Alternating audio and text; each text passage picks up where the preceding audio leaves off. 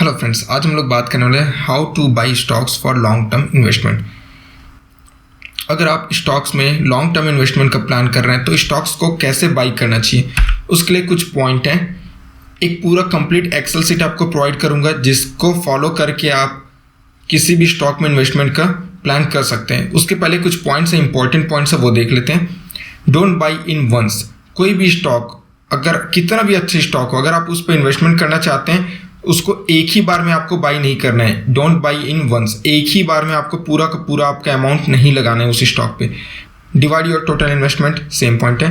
Don't invest in one stock. आपका portfolio में केवल एक ही स्टॉक नहीं होना चाहिए, एटलीस्ट एक लेवल तक डाइवर्सिफिकेशन होना चाहिए। ओवर डाइवर्सिफिकेशन भी ज़्यादा अच्छा नहीं होता, बट एटलीस्ट एक लेवल तक डाइवर्सिफिकेशन होना चाहिए। लाइक 10 स्टॉक, 15 स्टॉक, 20 स्टॉक, यहाँ तक डाइवर्सिफाइड कर सकते हो आप। हर एक सेक्टर को सेलेक्ट करते हुए आप इन्वेस्टमेंट कर सकते हो। ये आपका पर्सनल चॉइस होगा कौन सी स्टॉक में आपको इन्वेस्ट करना है। Invest on each level for better averaging. अगर आप मार्केट में मोर देन 1 ईयर से हो, so definitely you will be agree with my point that no one can predict the levels.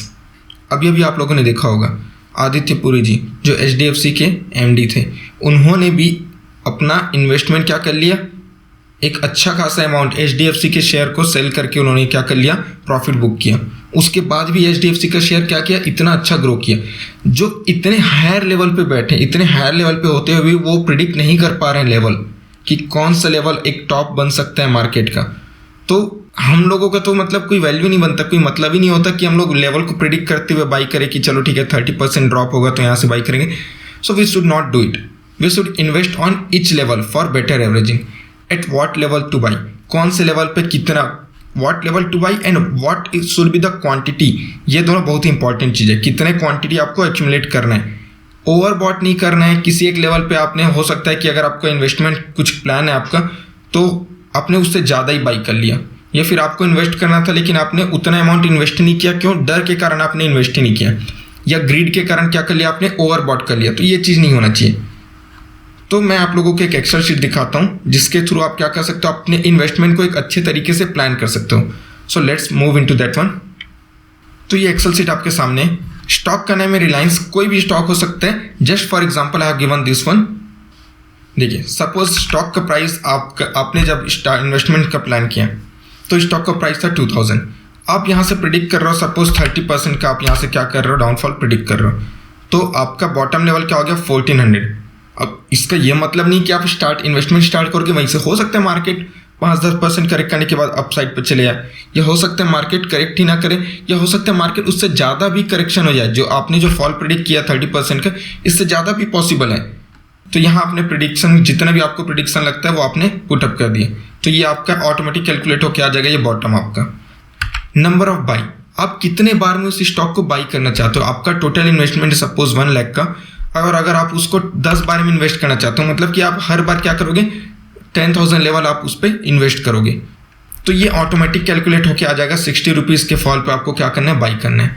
तो यहाँ आपको क्या करना है, you just have to change the level. Suppose आपको लगता है कि 1800 से आप बाई करना स्टार्ट कर सकते हो, तो 1800 पुट करो। कितना डाउनफॉल प्रेडिक्ट करो, 20%। सपोज 20% या कर दो।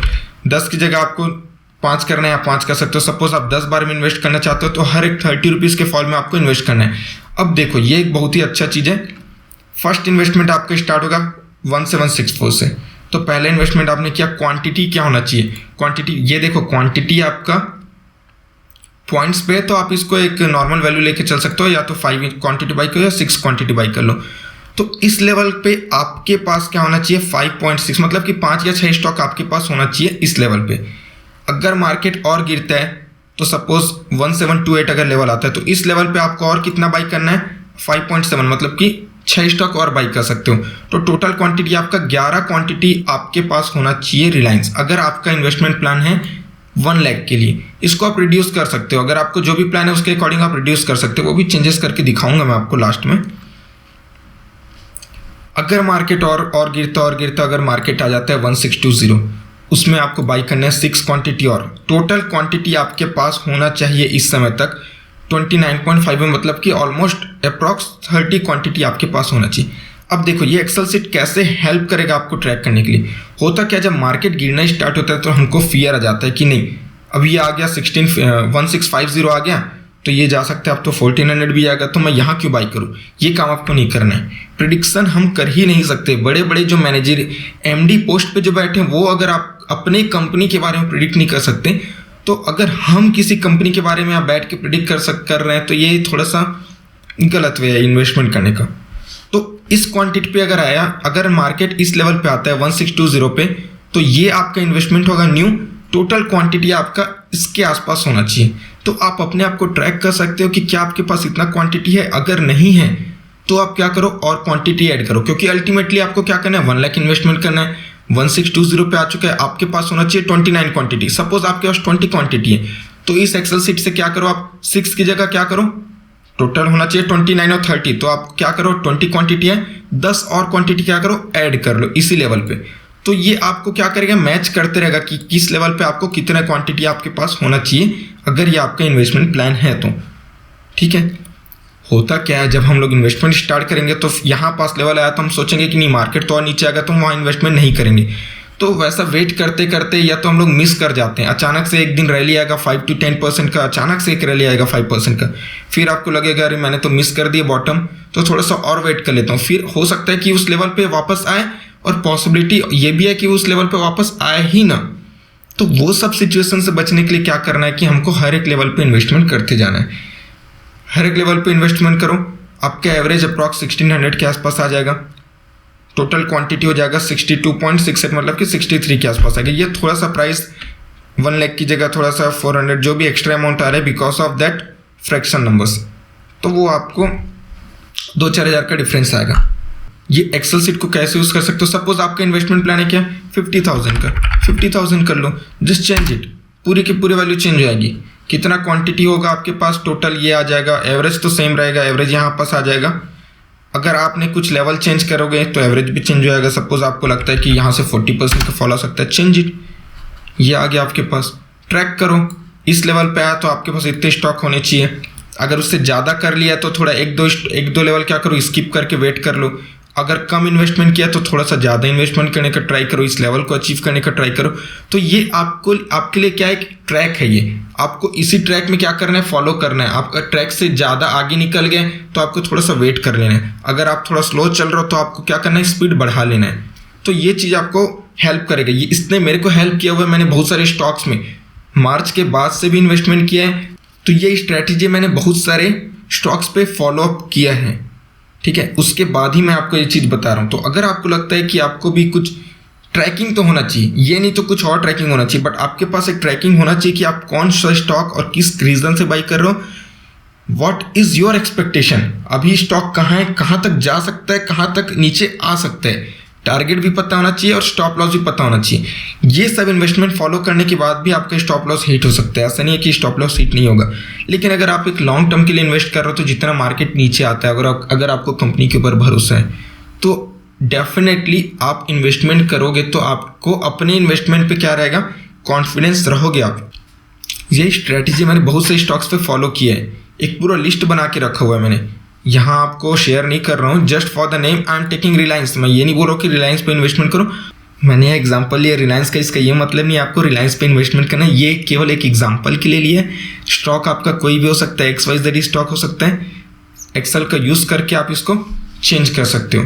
देखिए, अब अगर आपको पूरा पोर्टफोलियो के लिए बनाना है तो क्या करो, इसको न्यू में जाओ, यहाँ पेस्ट कर दो, इसको पूरा सेलेक्ट कर लो and do it like that.